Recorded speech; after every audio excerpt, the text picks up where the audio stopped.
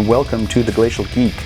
I'm Phil, the Glacial Geek, and today we'll be doing an unboxing and a modding of the Space Marine Attack Bike. It's a standard Space Marine Attack Bike kit, just standard kit. I'm going to use it for my Ravenwing, but you can use it for any of your chapters. The box itself comes with, it's pretty standard, comes with 2 sprues, and also comes with a slide transfer decal sheet with all of the major chapters. Also comes with an instruction booklet on how to put it together. Very simple, visual, easy to follow along as long as you've done any kind of modeling. So the sprues themselves are pretty standard, not a whole lot of extra little bits and pieces to add to your bits box, but it does come with enough obviously to build the model, but also comes with a few extra little bits and pieces like some purity seals, some boxes, and some saddlebags to add a little bit of flavor and change them up as you make a couple of them, if you're going to make a whole squadron of them, whatnot. So it's a pretty simple kit, pretty standard kit, but pretty good kit.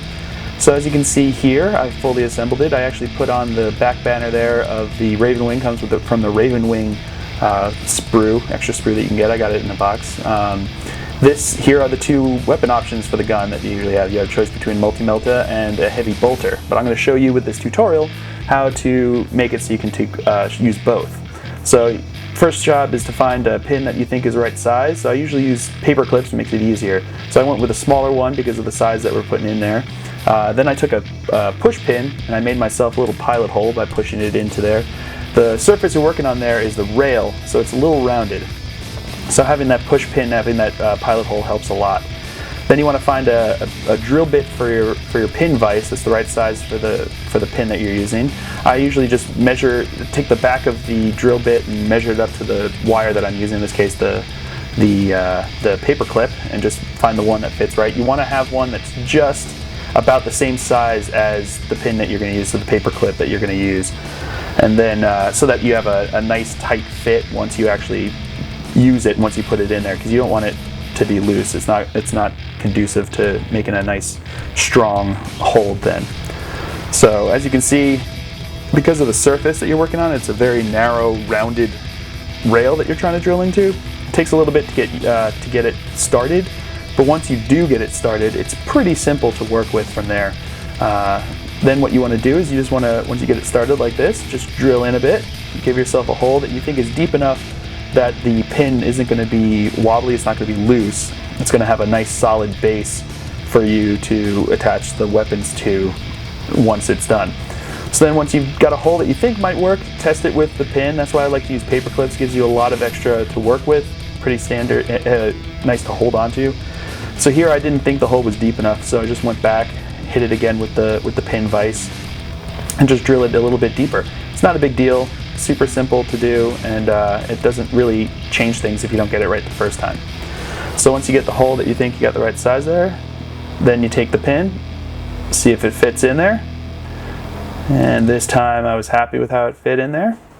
So then I just take the pin, take some super glue. I like the super glue with the brushes. It makes it easier to attach to apply to the pins and things like that, flatter surfaces. If any super glue is going to work, but that's just my personal preference. So then you just slot it into there, and yeah, nice tight fit. Then what you want to do is you want to leave it there so that the glue can set, and it shouldn't be a problem. So I trim off the excess here, it just makes it easier so I'm not banging it around.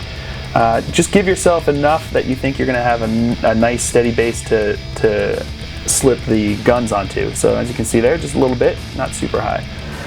So once the glue's set and dried, then what you want to do is you want to go back and scrape off any excess glue that's on the pin itself. Just makes for a nice, a better fit, cleaning it off there so you can fit the guns onto. So just clean off the excess glue, give yourself a nice clean surface to work with, and it'll make sure that the hole that you're going to drill, because you're going to use the same drill bit to drill the hole into the gun that you drilled into the base there, make sure it has the same fit since it's the right size for the pin. So here I am taking the heavy bolter. What you want to do is you just want to kind of line it up and just kind of see where the pin's going to be going into when you put it there. Just check it out there, see what you're going to have to do. So the guns themselves have like these rounded caps that are meant to slide onto the rail. So that's still going to be that way. So you're going to drill a hole up into that rounded cap underneath there to give to have it so that the pin will slide up into the gun itself, and the rounded cap will still slide down around it, give you a nice clean look. So what you want to do is you just want to drill into the gun. You don't want to drill all the way through the gun, so just be careful of that. But just give yourself enough of a hole, deep enough of a hole, so that the pin can fully go into there. Sled it onto there, and boom, you've got a heavy bolter on there right now. Then you can take it off, put it back on. Makes it also easier for storage because you can just take it off, not have to worry about that.